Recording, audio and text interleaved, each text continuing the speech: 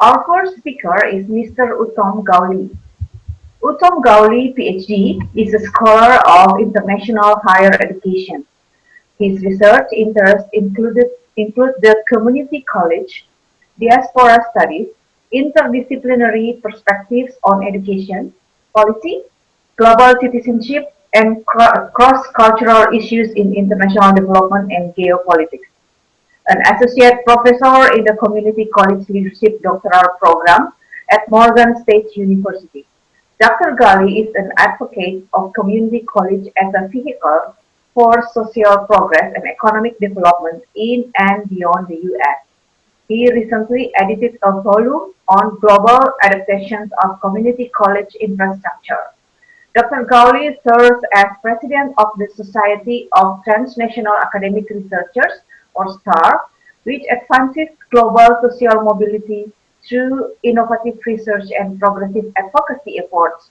Recently, STAR Network is contributing to the quality enhancement initiatives at universities in the Global South.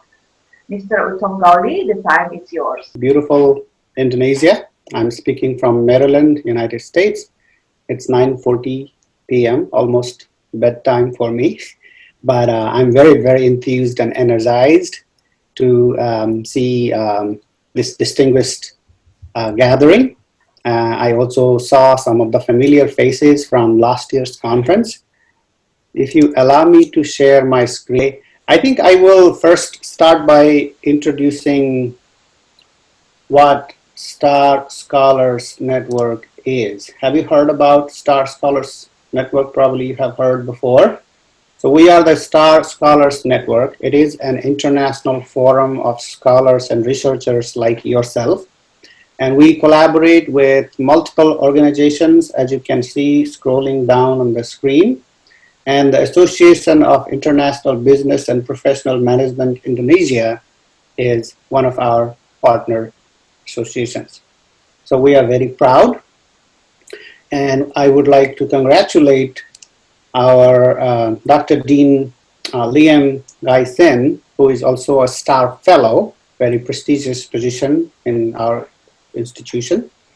And he is also the country director of Star Scholars Network in Indonesia.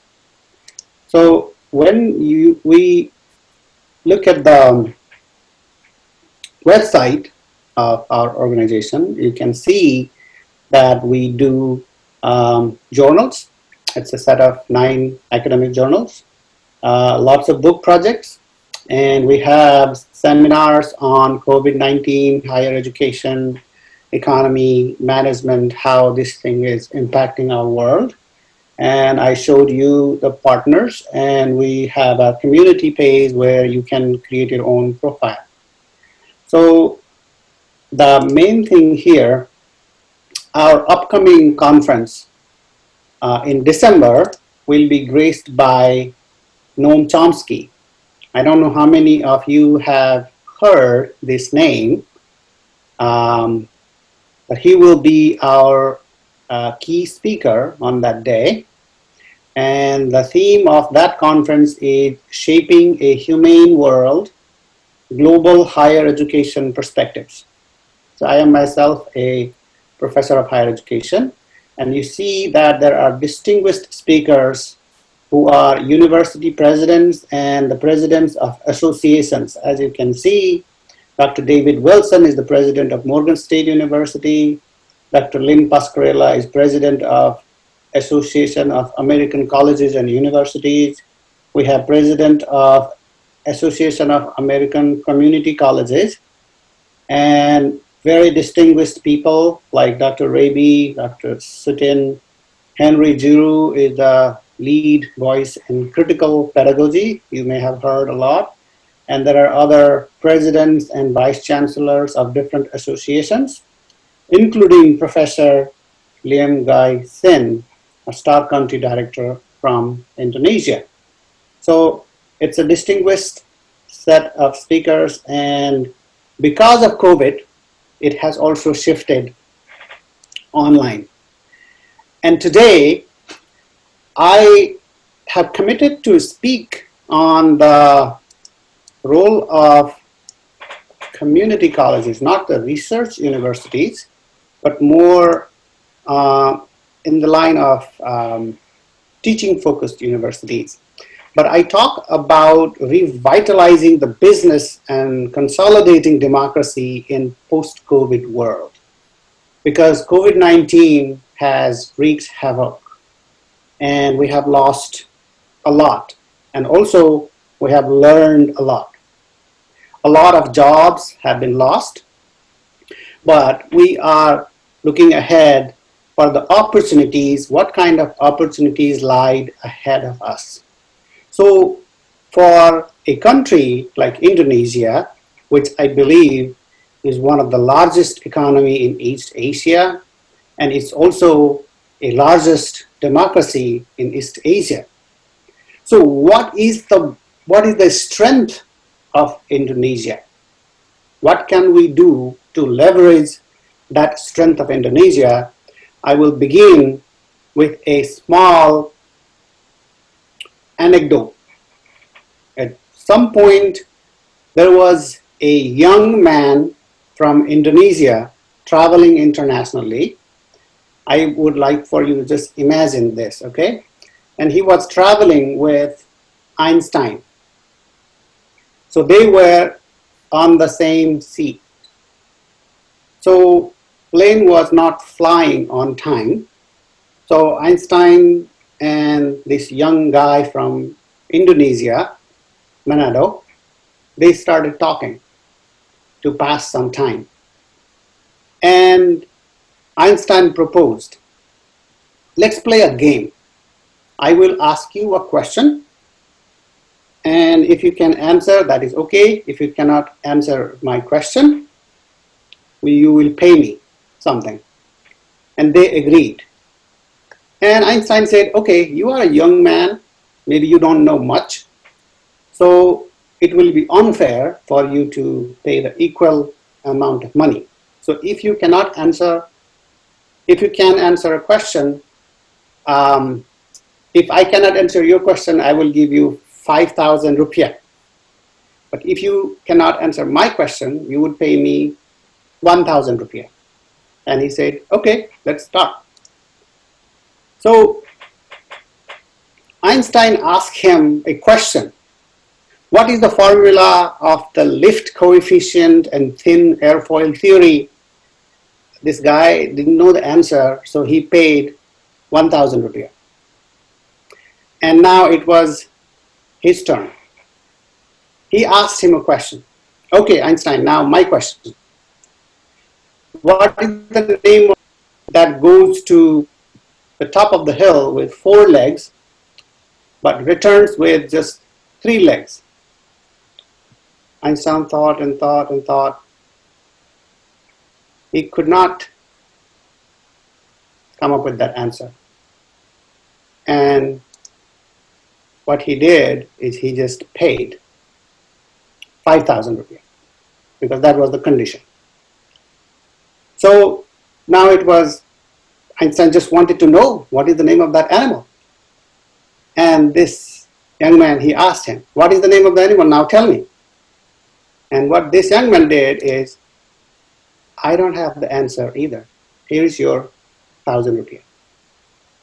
So he lost, he paid 1,000, but you can imagine who won the game.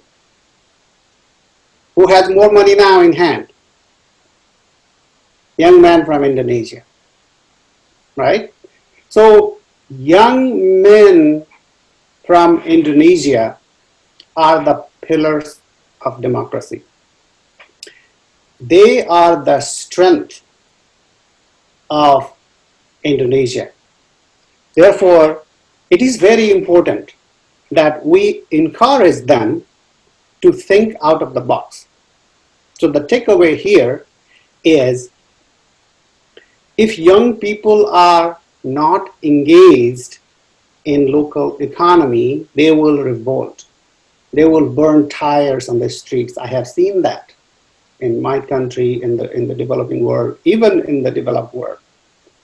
It will be difficult to handle. But when they are engaged in the local economy, they make the country rich. Anywhere in the world, it is the young men and women who have made the country rich. And Indonesia has that demographic advantage. And Indonesia has a beautiful vision, Vision 2045. So it's built upon the 4 pillars in accordance with Pancasila and National Constitution of 1945. So it is one of the largest economy, and it wants to be, in a few years, probably the top 5 economy in the world. But the problem is that there is a large section of poverty, unemployment, there is inadequate infrastructure, there is corruption, and there is a complex regulatory environment.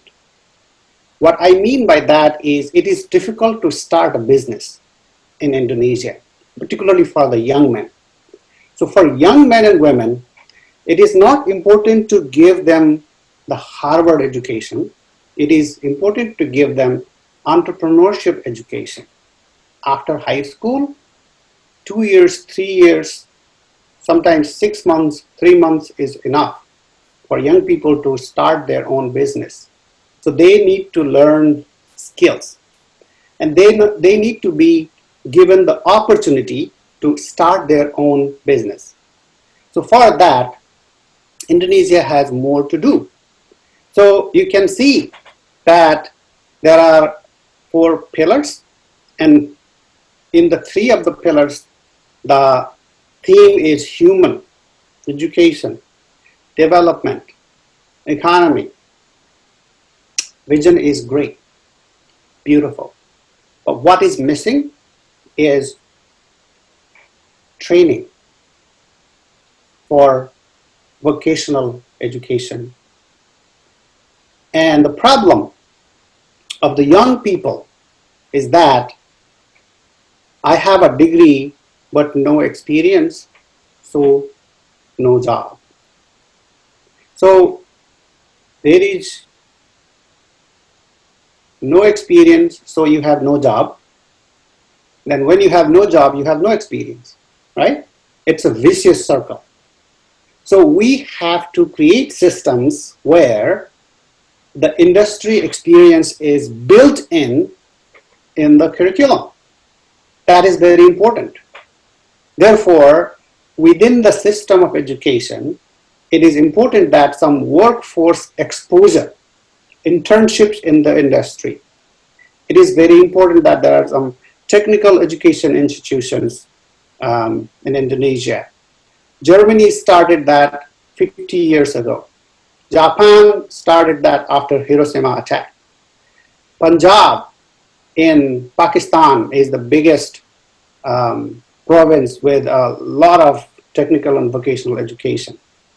And they are providing workforce that is demand driven. The plumbers, the electricians, the construction workers, hospitality, chefs, baristas, and managers, electronics, air conditioner, HVAC, fashion design, beauty, Chinese language, information technology. Every year, millions of young men and women are needed in the job market. So they don't need top class education. They can go to the State University of Manado and to other workforce development centers, which the vision envisions. But I think the leaders like yourself need to speak up to create a business-friendly environment to let these young people do the miracle, but not be frustrated. As you know, United Nations has suggested sustainable development goals. There are 17 of those. Number 4 says, ensure inclusive and equitable quality education and promote lifelong learning opportunities for all. And within that, when you bring it to the national context, number 1 is early childhood, number 2 is primary education, number 3 is secondary education, number 4 is higher education. But a lot of the countries forget about technical and vocational education and training.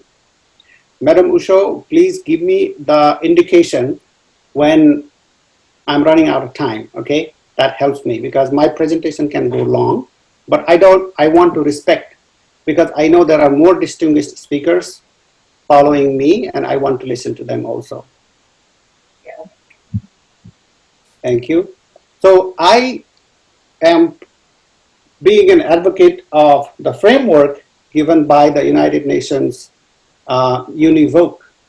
And what this does is it's the International Center for Technical and Vocational Education and Training, and it acts as the part of United Nations mandate to promote peace, justice, equity, poverty alleviation, and greater social cohesion. So it has a lot of centers. Those centers assist member states develop policies and practices concerning education for the world of work and skills development.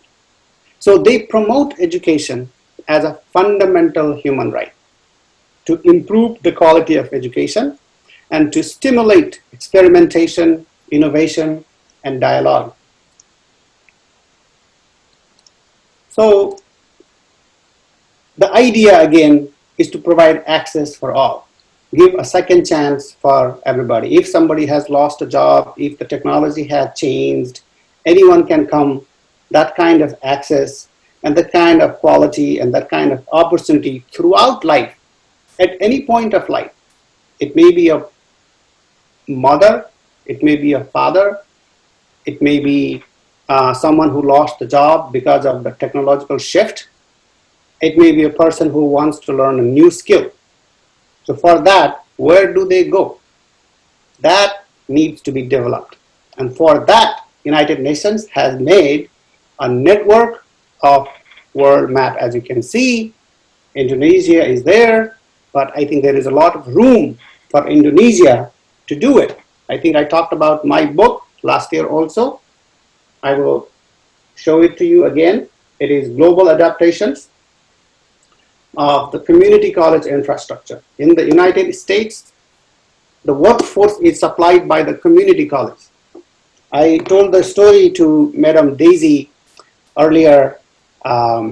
What do the people in developing country want? They want to create another Harvard University. And I say, don't do that. Start a community college, start a polytechnic, start an institution where you show how to start your business. So infuse entrepreneurship in the curriculum. So that's what I have been promoting. And it's definitely a sharing knowledge online forum.